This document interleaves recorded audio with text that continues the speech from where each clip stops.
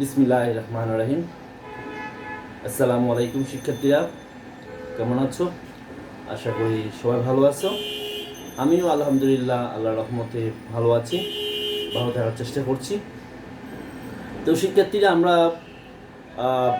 গত উচ্চতর গণিত ক্লাসে 11.2-এর একটা আমরা যে ত্রিভুজের ক্ষেত্রফল নির্ণয় করার নতুন একটা পদ্ধতি নিয়ে আলোচনা করেছিলাম। ওই পদ্ধতির সূত্রটা নিয়ে তোমাদেরকে ব্যাখ্যা বিশ্লেষণ করে পুরো বিষয়টা আমি ডিটেল তোমাদেরকে দেখিয়ে দিয়েছি, বুঝিয়ে দিয়েছি, এবং ওই সূত্রটা দিয়ে কীভাবে ত্রিভুজের ক্ষেত্রফলটা সহজে নির্ণয় করা যায়, অর্থাৎ পদ্ধতি 2, যেটাকে তোমাদের বইয়ে পদ্ধতি 2 বলা হয়েছে, সেই পদ্ধতি 2 অনুযায়ী কীভাবে ত্রিভুজের ক্ষেত্রফল নির্ণয় করা যায় সেটা আমি তোমাদেরকে দেখিয়ে দিয়েছি, এবং একটা অঙ্ক তোমাদের করিয়েছি, এবং তারপর একটা অঙ্ক তোমাদেরকে বাড়ি কাজ করতে বলেছিলাম। আজকে আমরা ওই চ্যাপ্টারের এরপরে একটা অঙ্ক, অর্থাৎ আজকে আমরা এই যে 3 নাম্বার অঙ্কটা দেখব। 3 নাম্বার অঙ্কটা আজকে আমরা করব, যেহেতু গতদিন আমরা 2 পর্যন্ত করেছিলাম। আজকে আমরা 3 নাম্বার অঙ্কটা করব, ঠিক আছে?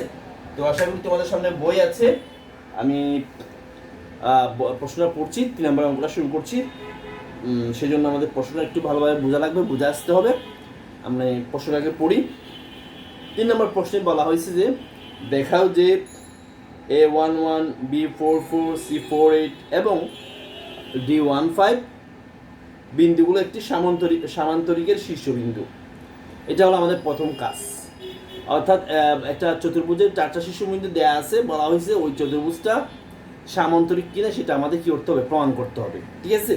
A B C D 4টা বিন্দুর স্থানাঙ্ক দেয়া আছে, বলা হয়েছে যে এই বিন্দুগুলা সামান্তরিকের শীর্ষবিন্দুগুলো কিনা সেটা প্রমাণ করো। এটা হলো আমাদের প্রথম কাজ। এরপরে কাজ বলা হয়েছে যে AC ও BD কর্ণের দৈর্ঘ্য নির্ণয় করো, সেটা একটা কাজ দেওয়া হয়েছে। তারপর বলা হয়েছে সামান্তরিকটির ক্ষেত্রফল ত্রিভুজের মাধ্যমে 3 দশমিক স্থান পর্যন্ত নির্ণয় করো। সামান্তরিকটির ক্ষেত্রফল ত্রিভুজের মাধ্যমে 3 দশমিক স্থান পর্যন্ত নির্ণয় করো। তাহলে 2টা কাজ আমাদের কাছে ধরতে গেলে মূলত 3টা কাজ।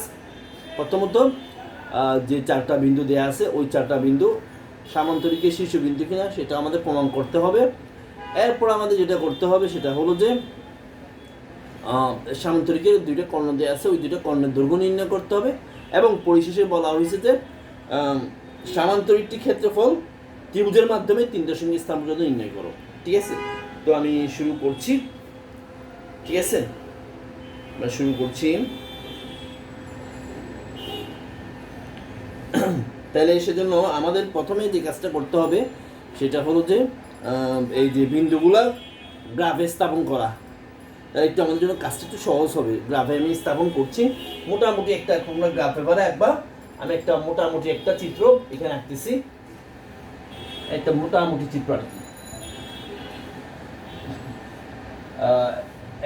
এক্স ও এক্স প্রাইম, ওয়াই ও ওয়াই প্রাইম। এবার বিন্দুগুলো স্থাপন করি। প্রথমে আছে A11, A11 যদি ধরি আমি, তাহলে এটা A11 এখানে ধরলাম মোটামুটি ভাবে। তাহলে A বিন্দু হলো এখানে, তারপর আসে B বিন্দু। B বিন্দু হলো 4 তাহলে 1 হলো 1 2 3 4, ঠিক আছে? 1 2 3 4, এই মোটামুটি বিন্দুগুলো নেওয়া। B নিলাম। এবার C নিব। C হলো 4 8। তো 4 তো আসলে এদিকে আমাদের একটু আছে, হ্যাঁ 4 একটু আছে। তারপরে এদিকে 4 পর্যন্ত আছে, 5 6 7 8, এই মোটামুটি এটা ধরলাম C। তারপর আসি আমরা D হলো যে 15, D হলো যে 15। তাহলে আমরা D বসাই। 1 তো আসলে এখানে দেয়া আছে, D15, তাহলে 1 এখানে আছে, তাহলে 5 এদিকে 5 পর্যন্ত 1 2 3 4 5, এই মোটামুটি আকার কি একটু মোটামুটি। তাহলে D নিলাম, ABCD।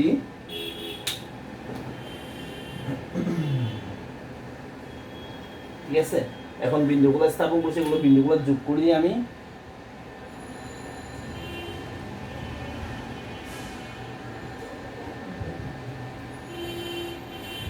এই মোটামুটি একটা চিত্র আঁকা ডি বিন্দু, এ বি সি ডি চারটা বিন্দু আমরা স্থাপন করে ফেলছি। তো একটা চিত্র চতুর্ভুজ পাওয়া গেছে। এখন আমরা এই চতুর্ভুজটা সামান্তরিক কিনা সেটা আমরা প্রমাণ করব। হ্যাঁ, হিসাব নিকাশের মাধ্যমে, ক্যালকুলেশনের মাধ্যমে আমরা সেটা প্রমাণ করব বা করতে চাই। তাইলে আমাদেরকে আগের অধ্যায়ে যে আমরা দূরত্বের সূত্র শিখেছিলাম, সেই দূরত্বের সূত্র দিয়ে আমাদের প্রমাণ করতে হবে এটা এই যে সামান্তরিক নাকি অন্য কোনো চতুর্ভুজ সামান্তরিক নাকি অন্য কোনো চতুর্ভুজ, সেটা আমাদেরকে প্রমাণ করতে হবে। তাইলে আমরা এই চতুর্ভুজটা সামান্তরিক কিনা সেটা প্রমাণ করার জন্য আমরা জানি যে একটা চতুর্ভুজ যদি সামান্তরিক হয় তাহলে তার বিপরীত বাহুগুলো পরস্পর সমান হয় এবং কর্ণগুলো অসমান হয়। আমি আবার বলছি, একটি চতুর্ভুজ যদি সামান্তরিক হয় তাহলে তার বিপরীত বাহুগুলোর দৈর্ঘ্য, তার বিপরীত বাহুগুলো পরস্পর সমান হয়, মানে বিপরীত বাহুগুলোর দৈর্ঘ্য পরস্পর সমান হয়, কিন্তু কর্ণগুলো অসমান হয়। কর্ণগুলো কি হয়? অসমান হয়। তাহলে আমি শুরু করছি। এই যে দৈর্ঘ্যগুলো বের করি, এ বি আর ডিসি সমান হইতে হবে এবং বিসি আর এডি সমান হইতে হবে। প্রথমে আমি এবি থেকে শুরু করছি। হ্যাঁ, তাহলে আমাদের একটু স্থানাঙ্কগুলো লাগবে, আমি একটু এখানে লিখে নেই। এর স্থানাঙ্ক হলো যে 1 1, বি এর হলো যে 4 4, তারপরে সি এর হলো যে 4 8, ডি এর হলো যে 1 5।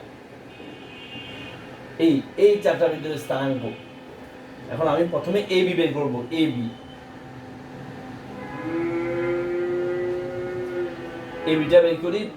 তাহলে 4 - 1 whole square plus 4 - 1 whole square. দূরত্বের সূত্র প্রয়োগ করছি আমি। 4 থেকে 1 গেলে 3, 3 স্কয়ার। 4 থেকে 1 গেলে 3, 3 স্কয়ার। তাহলে 3 স্কয়ার মানে হলো 9, এখানেও 9। তাহলে 9 9 18 হবে। 18 লিখে দিলেও হয়, আর তেমন একটা কাজ করা লাগে না। এখানে অনেকে এটাকে আবার ভেঙে 9√2 লিখে, আমরা 9√2 লিখবো না, প্রয়োজন নেই। এবার আমরা বিপরীত বাহু ডিসি বের করি। এ বি বের করলাম, এবার বিপরীত ডিসি বের করি। ডিসি, হ্যাঁ, এ বের করেছি, বিপরীত বাহু ডিসি বের করবো। এই যে ডিসি, ডি আর সি। তাহলে আমরা বের করছি 4 - 1 হোল স্কয়ার প্লাস 8 - 5, 8 - 5 রুটটা দিয়ে নেই। 4 থেকে 1 গেলে 3, 3 স্কয়ার। হ্যাঁ, তারপরে 8 থেকে 5 গেলে 3, 4 থেকে 1 গেলে 3 পাইলাম, 8 থেকে 5 গেলে 3 পাইলাম, 3 স্কয়ার। তাহলে এদিকে 3 স্কয়ার মানে 9, এদিকে 9 9 9 যোগ করলে 18 হবে, √18। দেখো বিপরীত বাহু এই দুইটা সমান পাইছি। এবার আরো দুইটা আছে, এ বি আর বিসি আছে। এই দুইটার কি পাওয়া যায় আমাদের দেখতে হবে। আমি এখানে লিখি, এদিকে যেহেতু আমার জায়গা নাই, এইখানে লিখতেছি। এবার দেখো যে আমরা এই দুইটা সমান পাই গেছি, এটা আর এটা সমান হয়ে গেছে। এবার দেখো যে এডি কি আসে। 1 - 1 whole square plus 1 - 5 whole square. রুটটা দিয়ে নিলাম। তাহলে 1 থেকে 1 গেলে 0, 0 স্কয়ার। 1 থেকে 5 গেলে -4 হোল স্কয়ার। রুট থাকলো 0 স্কয়ার মানে 0, আর -4 হোল স্কয়ার মানে 16।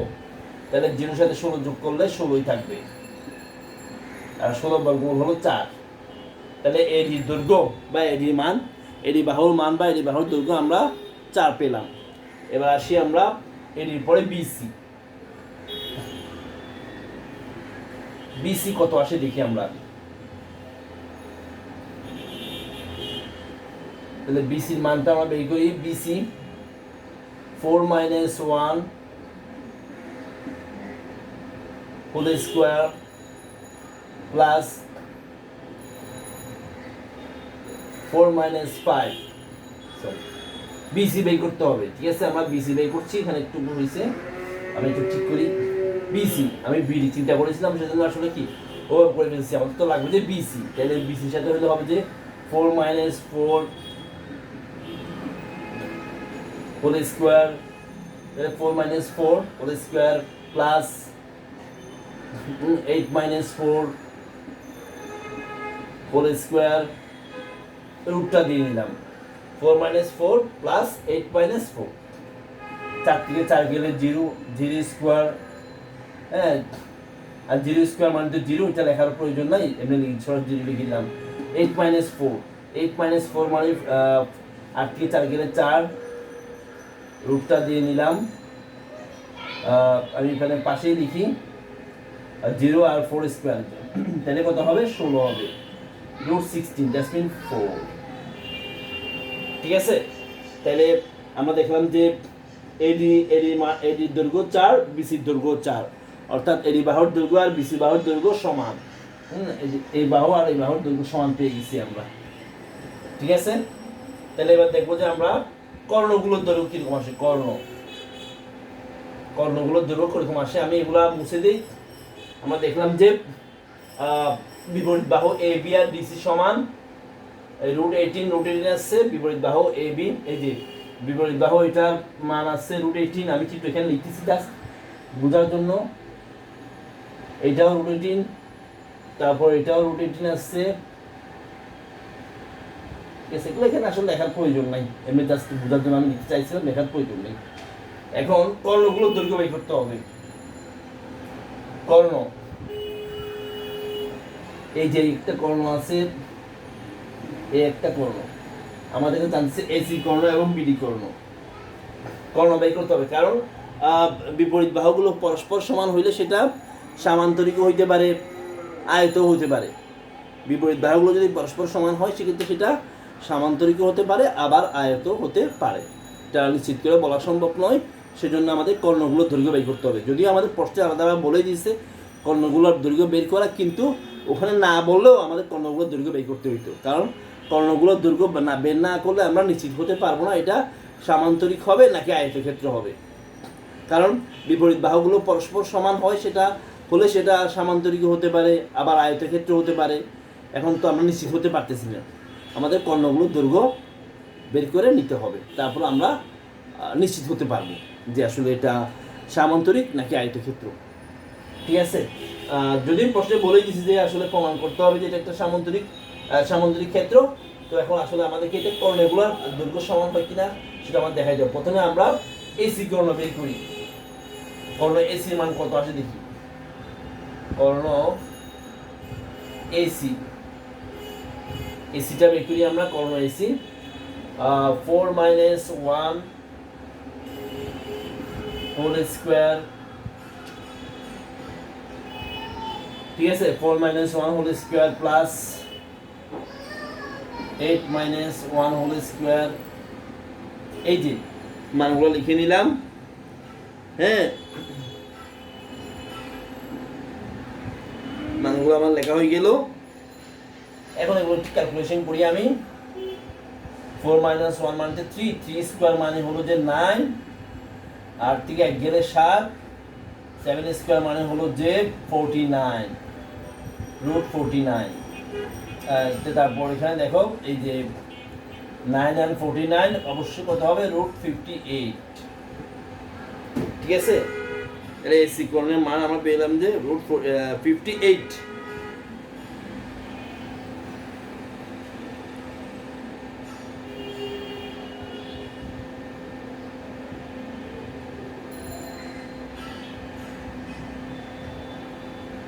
এবার আমরা একটা কর্ণ আছে সেটা বের করব।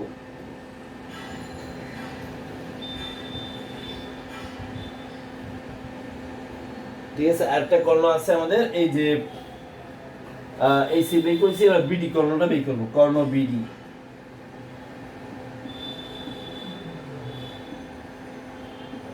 কর্ণ বিডি, ঠিক আছে, কর্ণ বিডি বের করা লাগবে আমাদের। এবার কর্ণ বিডিটা বের করি আমরা, বিডি। হ্যাঁ, তাহলে লিখি আমরা 4 মাইনাস 1 হোল স্কোয়ার প্লাস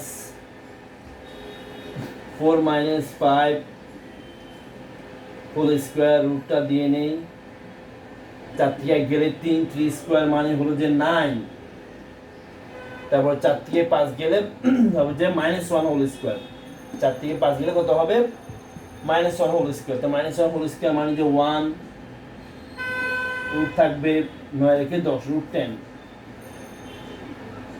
ঠিক আছে, একটা কোণ তাহলে বিডি কর্ণ পাইলাম যে আমরা রুট 10। দেখো কর্ণ দুইটা অসমান হয়ে গেছে, বিপরীত বাহুগুলো পরস্পর সমান কিন্তু কর্ণ দুইটা অসমান পেলাম আমরা, তাইলে এটা অবশ্যই একটা কি সামান্তরিক। তাহলে আমরা এই বিষয়টা লিখে দেই, এই বিষয়টা এখানে এখানে আমরা একটু লিখে দেই।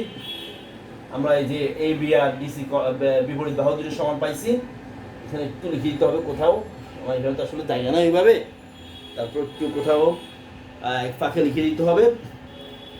আমি লিখে দিই,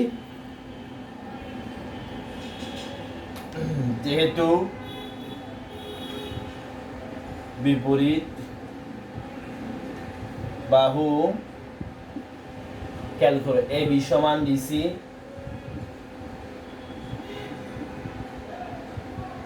এ বি সমান ডিসি, এবং এই যে এডি সমান বিসি,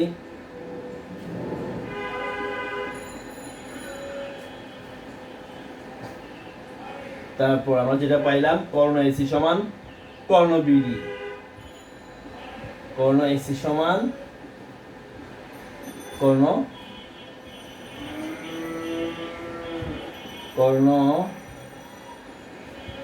বিডি। একই সাথে আমাদের যে দুইটা কর্ণ দৈর্ঘ্য বাই করতে বলছে, দুইটা কর্ণ বের হয়ে গেছে। এসি কর্ণের মান হলো √58 আর বিডি কর্ণ হলো √10।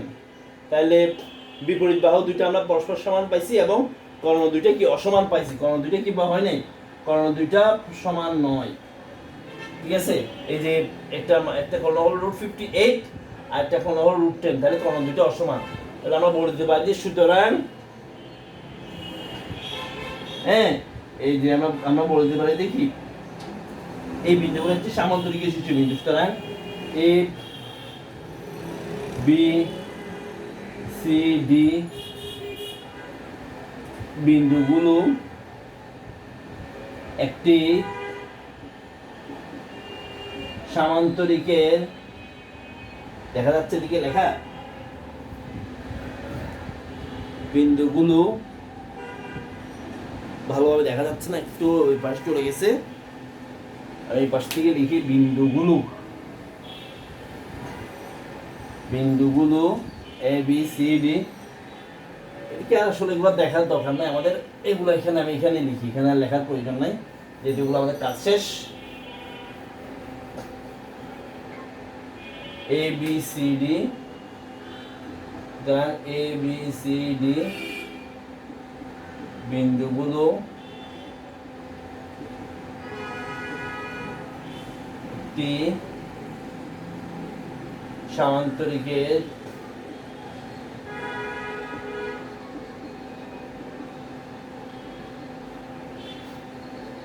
শীর্ষবিন্দু।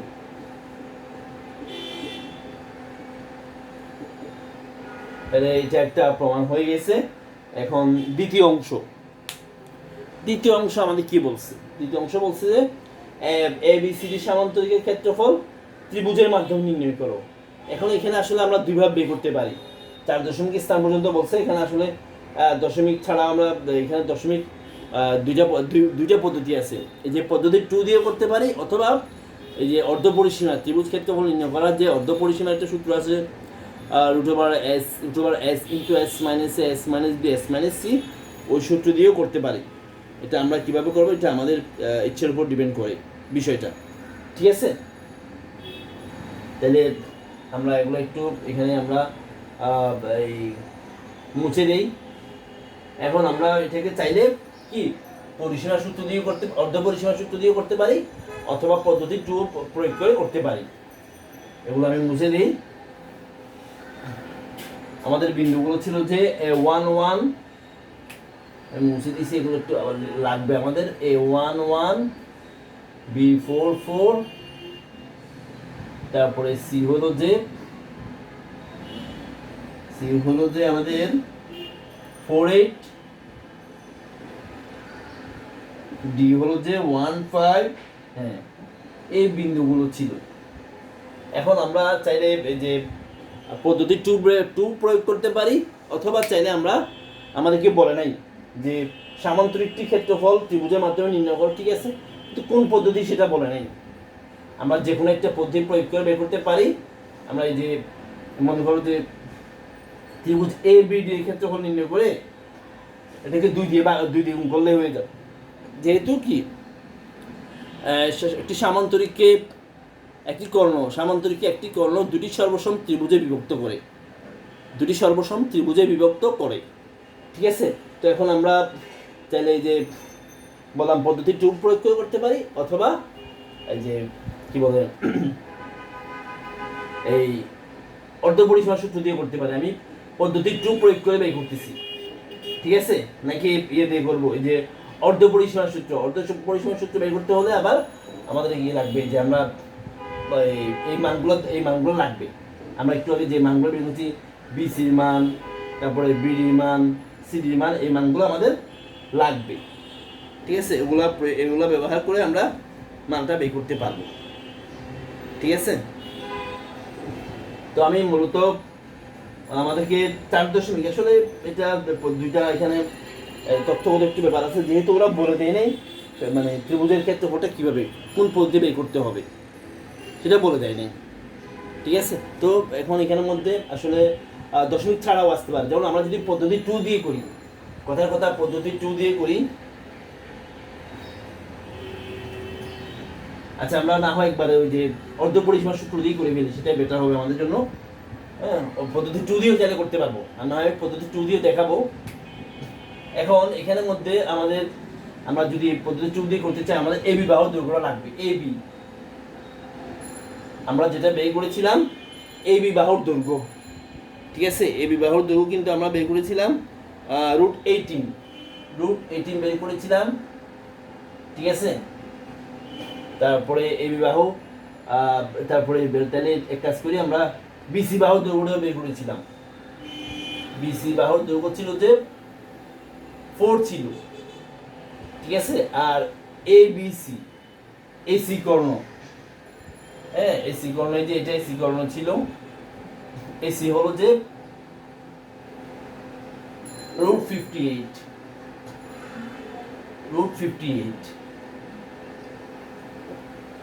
তাহলে এই এবিসি ত্রিভুজের 3টা বাহুর দৈর্ঘ্য পেয়ে গেছি আমরা, এবিসি ত্রিভুজের। এখন আমরা এবিসি ত্রিভুজের ক্ষেত্রফলটা আগে বের করি, সেজন্য আমাদের অর্ধ পরিসীমা লাগবে, হ্যাঁ। ত্রিভুজ এবিসি এর অর্ধ পরিসীমা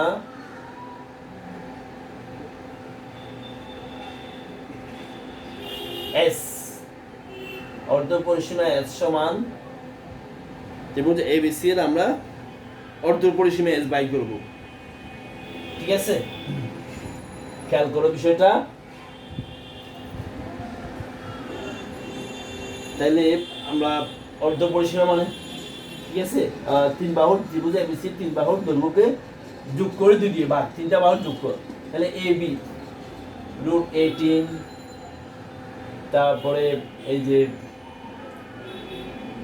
বিসি 4, তারপরে এসি হল √58/2, এটাও অর্ধ পরিসীমা, ঠিক আছে। অর্ধ পরিসীমা নিলাম।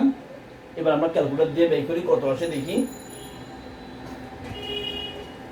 √18 + 4 + √58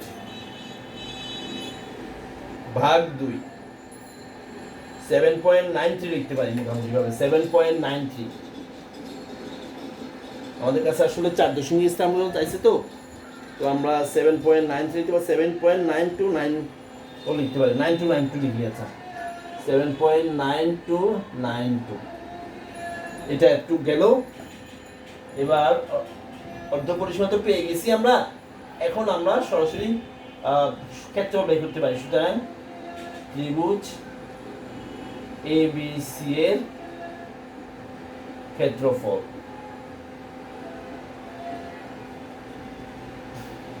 ঠিক আছে। আমরা কি জানি সূত্রটা ক্ষেত্রফল, আমি একটু লিখতেছি। এই যে √s * s - a s - b s - c, এই সূত্র।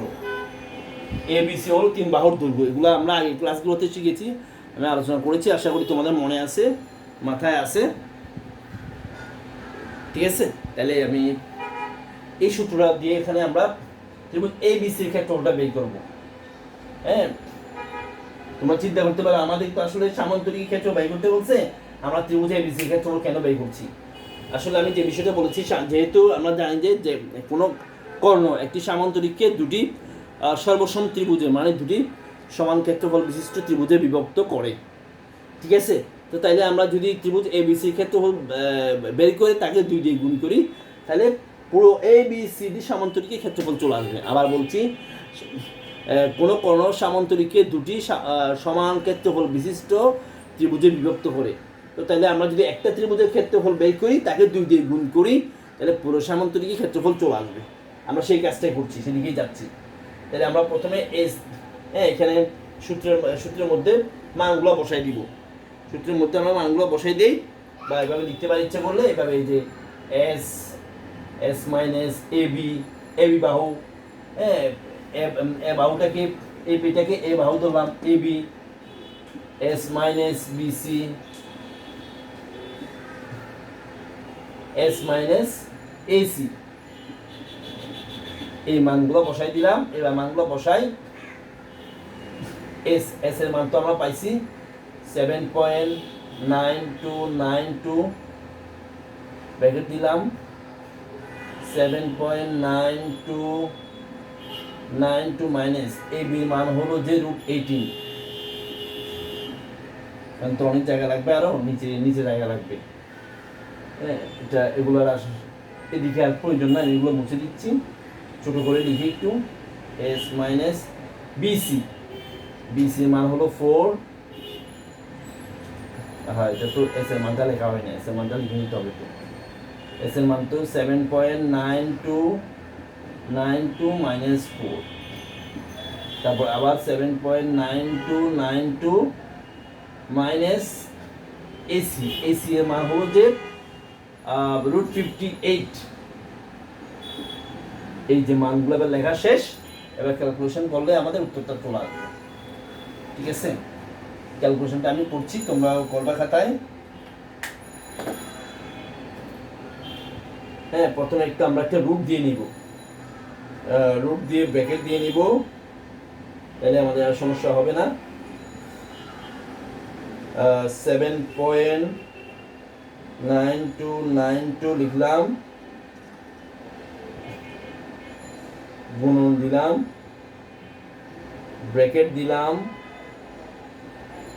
7.9292 মাইনাস √18, ব্র্যাকেট, এখানে একটা ব্র্যাকেট শেষ করে দিই, আবার একটা ব্র্যাকেট শুরু করি, 7.9292 মাইনাস 4, ব্র্যাকেট শেষ করে দিই, আবার একটা নতুন ব্র্যাকেট দেই, 7.9292 মাইনাস √58, ব্র্যাকেট শেষ করে দিই। এই হলো ব্যাপার। এবার দেখি কত আসে, 5.999, আমরা পাইলাম যে 5.999, ঠিক আছে। তো আমি লিখি 5.999 4টা 9ই আছে, বর্গ একক। তাহলে ত্রিভুজ ABC ক্ষেত্রফল আমরা পাইলাম যে 5.99 বর্গ একক। তাহলে আমরা লিখি যেহেতু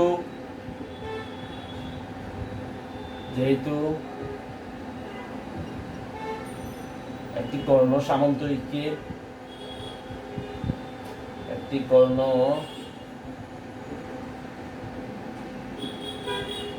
সামান্তরিককে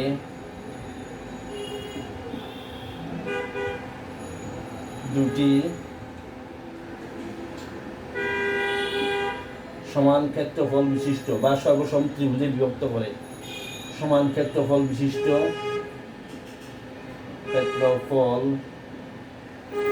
বিশিষ্ট ত্রিভুজে বিভক্ত করে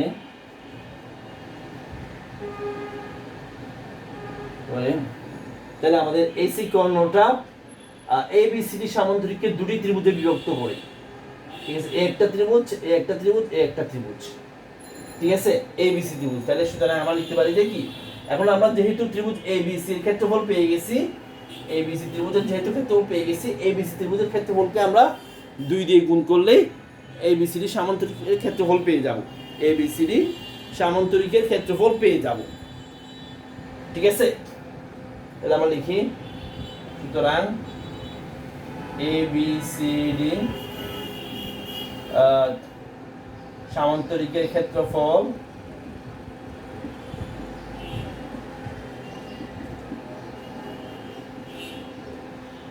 সমান 2 ইনটু ত্রিভুজ ABC এর ক্ষেত্রফল, ত্রিভুজ ABC এর ক্ষেত্রফল।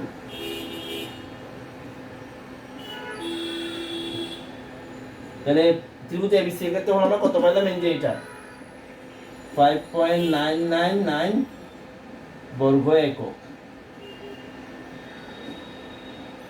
তাহলে কত আসে দেখি, 2 ইনটু 5.999 2 ইনটু 5.999 11.9998 বর্গ একক। এটাই 4 দশমিক স্থান পর্যন্ত ABCD সামান্তরিকের ক্ষেত্রফল। তাহলে আমরা এখানের মধ্যে আমাদেরকে যে 3টা কাজ করতে বলছে, যে ABCD শীর্ষবিন্দুগুলো এই যে একটা সামান্তরিকের শীর্ষবিন্দু কিনা সেটা প্রমাণ করতে বলছে। সেটা আমরা প্রথম অংশে প্রমাণ করেছি, যে দেখেছি এই ABCD সামান্তরিকের বিপরীত বাহুগুলো পরস্পর সমান, তবে কর্ণগুলো অসমান। ABCD সামান্তরিকের বিপরীত বাহুগুলোর দৈর্ঘ্য আমরা সমান পেয়েছি, কিন্তু কর্ণ অসমান পেয়েছি। তাহলে ABCD 4টি বিন্দু একটি সামান্তরিকের শীর্ষবিন্দু প্রমাণ হয়ে গেল। এবং একই সাথে সাথে প্রশ্নে আমাদেরকে বলছিল যে AC এবং BD কর্ণের দৈর্ঘ্য বের করতে। তো AC এবং BD কর্ণের দৈর্ঘ্য আমরা ওখানে বের করে ফেলছি, কারণ আমাদের সামান্তরিক প্রমাণ করার জন্য কর্ণগুলোর দৈর্ঘ্য দরকার ছিল। কারণ কর্ণগুলো সমান কিনা অসমান, সমান হলে সেটা আয়তক্ষেত্র হয়ে যায়, অসমান হলে সামান্তরিক। তো আমরা দেখেছি যে কর্ণগুলোর দৈর্ঘ্য অসমান হয়েছে। একটি কর্ণ AC কর্ণ আছে √58, আর আরেকটা কর্ণ BD কর্ণ আছে সম্ভবত √10। হ্যাঁ, তো দুইটা কর্ণ অসমান হয়ে গেছে, এখন এটা একটা সামান্তরিক হয়ে গেছে। তাহলে আমরা কর্ণ দুটোর দৈর্ঘ্য বের করে ফেলেছিলাম। তাহলে আমাদের ওখানে কর্ণ দৈর্ঘ্য চলে আসছে, আলাদা করে বের করতে হয় নাই। তারপর আমরা পরিশেষে যেটা করলাম, আমাদেরকে বলছে ত্রিভুজের ক্ষেত্রের মাধ্যমে ABCD সামান্তরিকের ক্ষেত্রফল নির্ণয় করো, ত্রিভুজ ক্ষেত্রের মাধ্যমে। ঠিক আছে, ABCD সামান্তরিক ক্ষেত্রফল বের করতে হলে আমরা তাহলে ABCD সামান্তরিক ক্ষেত্রফল বের করার জন্য ত্রিভুজ ABC ক্ষেত্রফল নির্ণয় করতে হচ্ছে বা হয়েছে আমাদের। তো সেজন্য আমরা যেটা করেছি সেটা হলো যে এই যে অর্ধপরিসীমা সূত্র দিয়ে ত্রিভুজ ABC এর ক্ষেত্রফল বের করেছি। আমরা চাইলে পদ্ধতি 2 প্রয়োগ করতে পারতাম। এই যে গত ক্লাসে যেটা আমি তোমাদের দেখিয়েছি, নির্ণায়কের মাধ্যমে, সেরাস ডায়াগ্রামের মাধ্যমে এই ত্রিভুজের ক্ষেত্রফল নির্ণয় করার সূত্র, যে ত্রিভুজের 3টি শীর্ষবিন্দুর স্থানাঙ্ক যদি দেওয়া থাকে, তখন আমরা নির্ণায়কের মাধ্যমে একটা বিশেষ সূত্রের মাধ্যমে ত্রিভুজের ক্ষেত্রফল খুব সহজেই নির্ণয় করে ফেলতে পারি, যেটাকে তোমাদের বইয়ে পদ্ধতি 2 হিসেবে দেখানো হয়েছে। তো সেভাবে করতে পারতাম, আমি সেভাবে করি নাই, যেহেতু তোমাদেরকে বলছে দশমিকের একটা ব্যাপার স্যাপার আসবে যে 4 দশমিক স্থান পর্যন্ত, তো সেজন্য আমরা পরিসীমা সূত্র দিয়ে পড়েছিলাম, কারণ পরিসীমা সূত্র দিয়ে করলে ক্ষেত্রফলটা দশমিকের মান আসে। কিন্তু আমরা যদি পদ্ধতি 2 দিয়ে করতাম, পদ্ধতি 2 প্রয়োগ করতাম, সেক্ষেত্রে মানটা দশমিকে আসতো না। ঠিক আছে, যে আমি করে দেখেছি, মানটা সেক্ষেত্রে দশমিকে আসে না, মানটা বরাবর 12 চলে আসে। ঠিক আছে, তো দশমিকের সেখানে কোনো কাজ নাই। তো ওইভাবে করতে পারতাম, কারণ প্রশ্নে বলে দিন স্পেসিফিক। তারপর যেহেতু দশমিকের কথাবার্তা বলছে, আমরা এইভাবে অর্ধ পরিসীমার সূত্র দিয়ে, যে root over S into S minus B S minus C, এই সূত্র দিয়ে করা, সেভাবেই করলাম। অর্ধ পরিসীমা বের করলাম, তারপর ক্ষেত্রফলটা বের করলাম, root over S into S minus A, A মানে একটা বাহু, এস মাইনাস বি আরেকটা বাহু, এস মাইনাস সি মানে এসি একটা বাহু। মান বসালাম, পাওয়া গেল এবিসির ক্ষেত্রফল। আর এই যে এবিসিডি সামান্তরিককে এসি কর্ণ, এসি কর্ণটা দুইটা সর্বসম ত্রিভুজে বিভক্ত করছে, ভাগ করেছে। এবিসিডি সামান্তরিককে এই যে এসি কর্ণটা দুটি সমান ক্ষেত্রফল বিশিষ্ট ত্রিভুজে বিভক্ত করেছে। তাহলে আমরা এবিসির ক্ষেত্রফলকে 2 দিয়ে গুণ করলেই, ত্রিভুজ এবিসির ক্ষেত্রফলকে 2 দিয়ে গুণ করলেই এবিসিডি সামান্তরিক ক্ষেত্রের ক্ষেত্রফল পেয়ে যাব। এটা হলো আমাদের আমরা কাজ আমরা কমপ্লিট করেছি, বের করেছি 11.998 বর্গ একক হলো যে আমাদের এবিসিডি সামান্তরিকটির ক্ষেত্রফল। ঠিক আছে, তো শিক্ষার্থী আশা করি ভালোভাবে বুঝতে পারছো। আমি খুব ডিটেলে ব্যাখ্যা বিশ্লেষণ করে তোমাদেরকে এই প্রবলেমটা বোঝানোর চেষ্টা করেছি। তো ঠিক আছে শিক্ষার্থীরা, আজকে আমাদের ক্লাস এতটুকুই থাকবে। সবাই এই প্রবলেমটা, এটা খুবই ইম্পর্টেন্ট প্রবলেম, তোমরা একটু বাসায় ভালোভাবে করে ফেলবে, বাসায় কয়েকবার প্র্যাকটিস করে ফেলবা, এবং কোথাও বুঝতে সমস্যা হলে ভিডিওটা একটু কয়েকবার রিভিউ করে দেখবা, আশা করি বুঝতে পারো, তোমাদের সব প্রশ্ন উত্তর পেয়ে যাবা। তারপর যদি কোথাও তোমাদের বুঝতে সমস্যা হয়, বুঝতে না পারো, আমার কমেন্ট বক্সে জানাবা। তো ঠিক আছে শিক্ষার্থীরা, আমাদের ক্লাস এখানে আজকে এতটুকুই থাকবে। সবাই ভালো থাকবা, সুস্থ থাকবা, সুন্দর থাকবা, নিরাপদ থাকবা। আল্লাহ হাফেজ।